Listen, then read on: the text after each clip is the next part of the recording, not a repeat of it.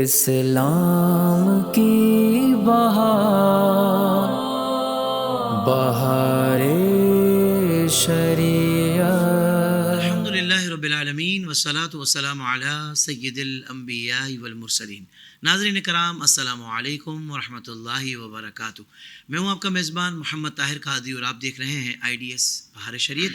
ہمارے ساتھ تشریف فرما ہے ہم سب کے پیارے مفتی محمد مدنی رضا صاحب، اور ٹاپک ہے لباس، یعنی لباس کے بارے میں جو معاملات ہیں، جو دین ہماری رہنمائی کرتا ہے، شریعت ہماری رہنمائی کرتی ہے، وہ آج ہم جانیں گے۔ دیکھیں IDS کتنا خوبصورت پلیٹ فارم ہے ماشاءاللہ، کہ کیسے کیسے ٹاپکس پر ہمیں یہ اویئرنیس دے رہا ہے کہ بھائی دین اس بارے میں یہ باتیں ہمیں سکھاتا ہے۔ تو الحمدللہ اللہ کا بڑا انعام ہے، کرم ہے کہ ہم اس ادارے کے ساتھ کنیکٹ ہو چکے ہیں۔ آپ کے لیے بھی یقیناً یہ بہت مبارک ہے۔ کوشش کیجئے کہ آپ کے قرب و جوار میں جو لوگ آپ سے وابستہ ہیں ان کو بھی جوڑ دیجئے، ہو سکتا ہے آپ کے لیے صدقہ جاریہ بن جائے، ثواب جاریہ بن جائے۔ قبلہ مفتی صاحب السلام علیکم ورحمۃ اللہ وبرکاتہ۔ وعلیکم السلام ورحمۃ اللہ۔ حضرت لباس کے حوالے سے بھی بہت ساری چیزیں ذہن میں آتی ہیں کہ بھائی اسلامی لباس کون سا ہوتا ہے، کیسا ہونا چاہیے، اور بہت ساری اس طرح کی باتیں سوشل میڈیا پر سرکولیٹ کرتی ہیں۔ تو میں چاہتا ہوں آج جو شرعی رہنمائی ہے اس لباس کے حوالے سے اس پر گفتگو ہو جائے۔ آغاز میں یہ ارشاد فرمائیے گا کہ اسلامی لباس کس لباس کو کہا جاتا ہے؟ جیسے کرتا شلوار یا جبہ یا اس کے علاوہ ہمیں کیسے معلوم ہوگا کہ یہ اسلامی لباس ہے؟ بسم اللہ الرحمن الرحیم۔ دیکھیں اسلامی لباس اس لباس کو کہا جائے گا کہ جو شریعت مطہرہ کے اصولوں پر پورا اترتا ہو۔ صحیح۔ یہ پھر اگر الگ بات ہے کہ اس میں پھر مختلف درجات ہیں کہ یہ زیادہ بہتر ہے، یہ اس سے زیادہ مناسب ہے، پھر یہ سب سے زیادہ مناسب ہے، وہ پھر اس کے درجات ہوں گے۔ ٹھیک ہے۔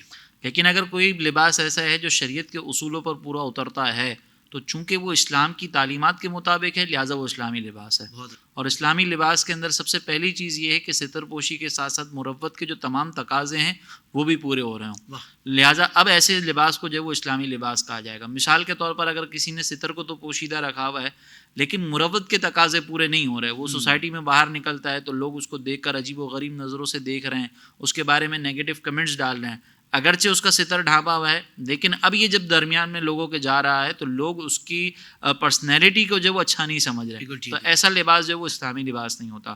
لیکن اگر اس کے لباس سے وقار جھلک رہا ہو، اس کے لباس کو دیکھ کر اس کی پرسنالٹی کا ایک امپریشن بن رہا ہو اور دیگر جو شریعت کے تقاضے ہیں وہ بھی پورے ہو رہے ہوں، تو پھر اب اس لباس کو اسلام کے تقاضے پورے ہونے کی وجہ سے اسلامی لباس کہا جا سکتا ہے۔ وہ الگ بات ہے کہ پھر اس کے آگے مزید درجات ہم ذکر کرتے ہیں۔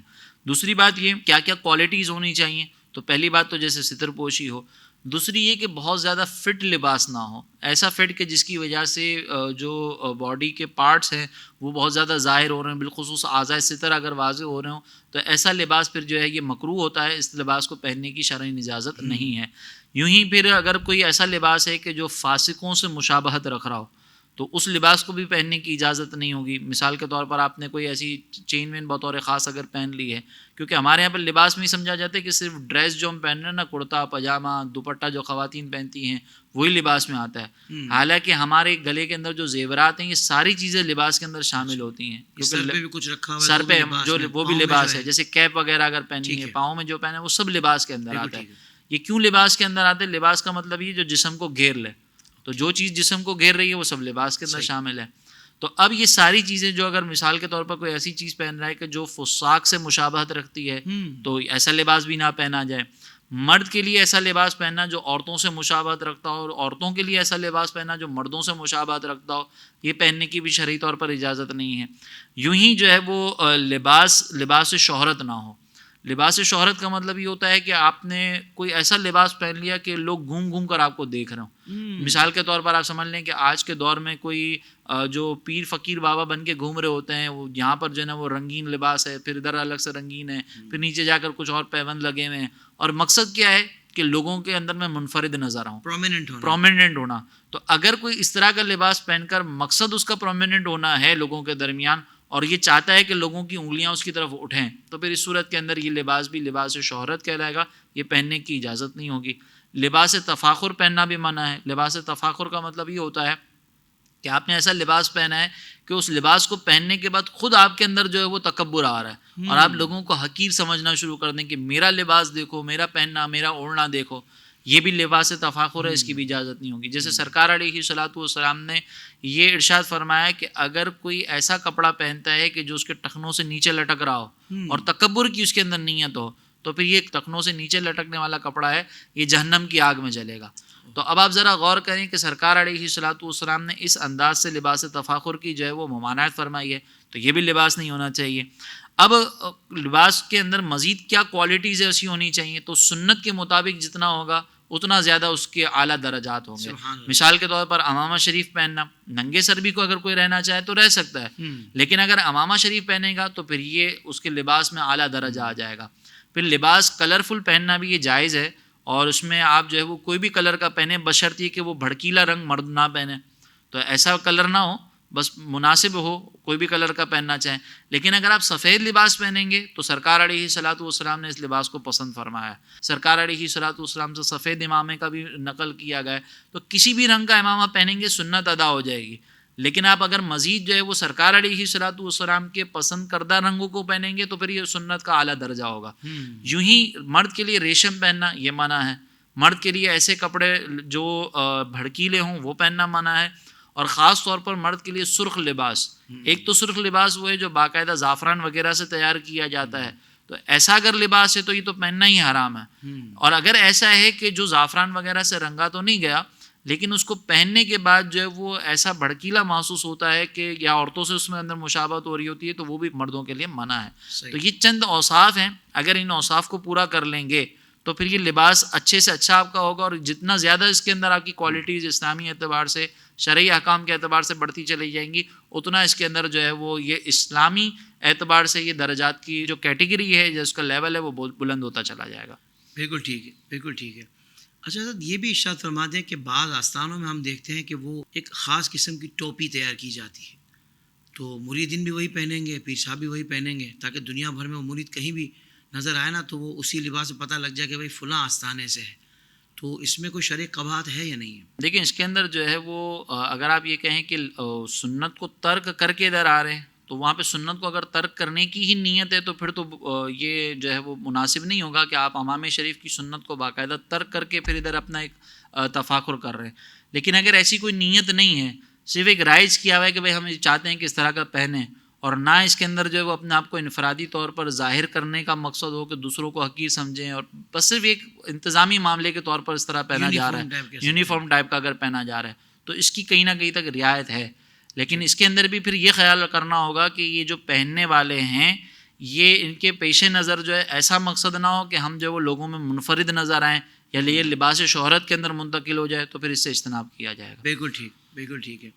اچھا بعض لوگ حضرت اچھے لباس پہننے کے بہت شوقین ہوتے ہیں، مہنگے اور قیمتی لباس تیار کرتے ہیں، وہ پہنتے ہیں شوق سے، تو یہ پہننا جائز ہے اس میں؟ دیکھیں اگر کوئی قیمتی لباس پہن رہا ہے اور اس کا مقصد جو ہے وہ لوگوں کو حقیر ظاہر کرنا نہیں ہے، بلکہ صرف یہ مقصد ہے کہ اللہ تعالیٰ نے مجھے نعمت دی ہے، میں اس نعمت کا اظہار کر رہا ہوں، اور پھر میں لوگوں کے درمیان اگر جاتا ہوں تو میں چاہتا ہوں لوگوں کے درمیان میں بیٹھ رہا ہوں ان کے مقام اور مرتبے کا بھی لحاظ ہو جائے، تو یہ ساری چیزیں اگر پیش نظر ہیں تو اس میں بالکل اجازت ہے. بس یہاں پہ یہ ذہن میں رکھا جائے کہ یہ بہت زیادہ کثرت سے نہ ہو، کیونکہ اگر یہ بہت زیادہ کثرت سے ہوگا اور ہر جگہ پر اگر آپ اس طرح کا معاملہ اختیار کریں گے تو اس کے اندر ایک اندر قلبی تکبر پیدا ہونے کا اندیشہ ہے. اگر آج نہیں ہے تو کل پیدا ہو سکتا ہے. اور اسی طریقے سے اگر آپ یہ زیادہ پہنیں گے تو وہ لوگ کہ جو مثال کے طور پر اتنا مہنگا لباس افورڈ نہیں کر سکتے، تو وہ بعض اوقات خواہ خواہ جو ہے وہ قلبی شکوے کے اندر مبتلا ہو سکتے ہیں.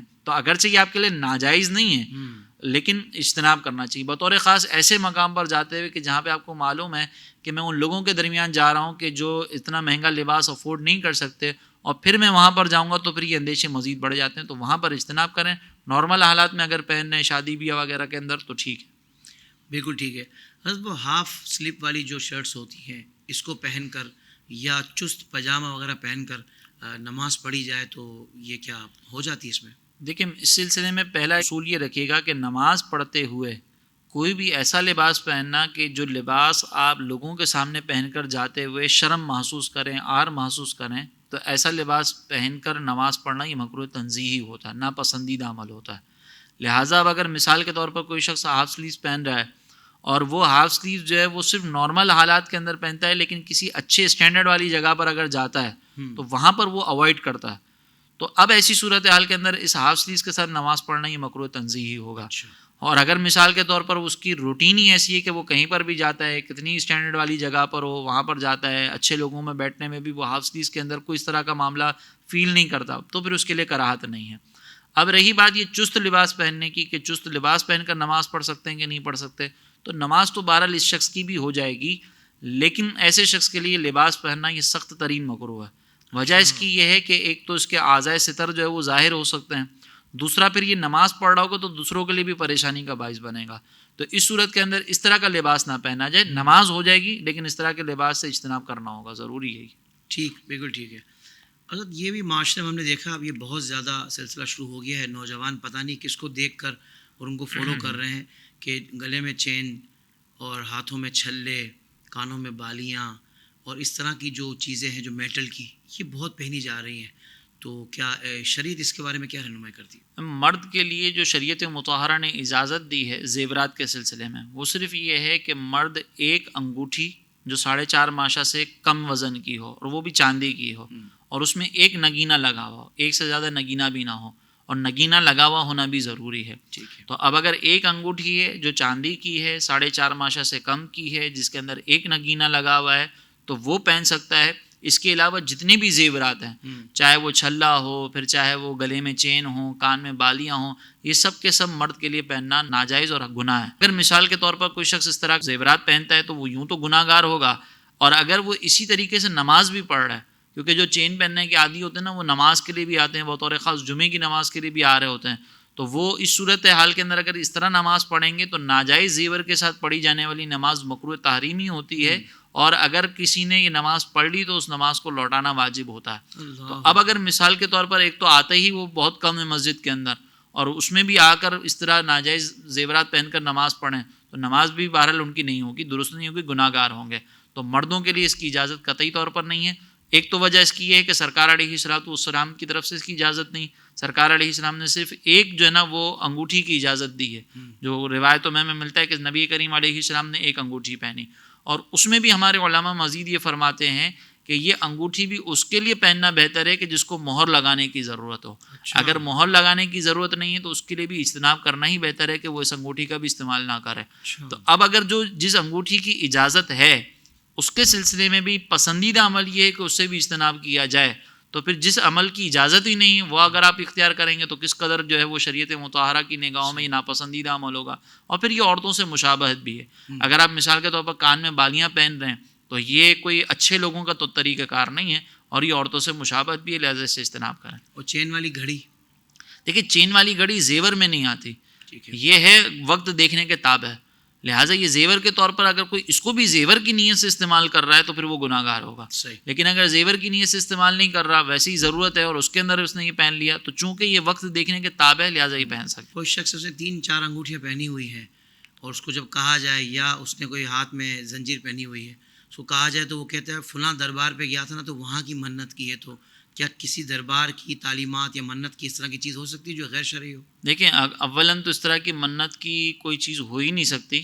یہ سارا اس طرح کی منتیں بھی ناجائز ہیں کہ جو آپ کو ناجائز کاموں کی طرف لے کر چلے جائیں. دوسری بات یہ کہ ہر منت کو پورا کرنا ضروری بھی نہیں ہوتا. تو یہ چھلے پہننے کی نیت، یہ چاندیاں پہننے کی نیت، اس کی تو کوئی منت ہوتی ہی نہیں ہے.